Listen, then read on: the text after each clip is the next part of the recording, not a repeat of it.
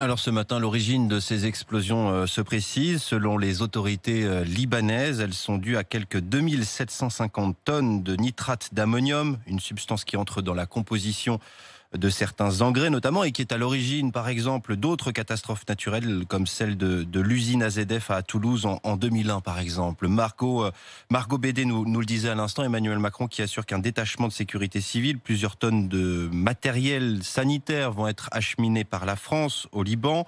Des médecins urgentistes vont rejoindre au plus vite la capitale libanaise. Solidarité, on le voit devant l'horreur au Liban. Loïc Kervran est député de la majorité du Cher et président du groupe d'amitié France-Liban à l'Assemblée nationale.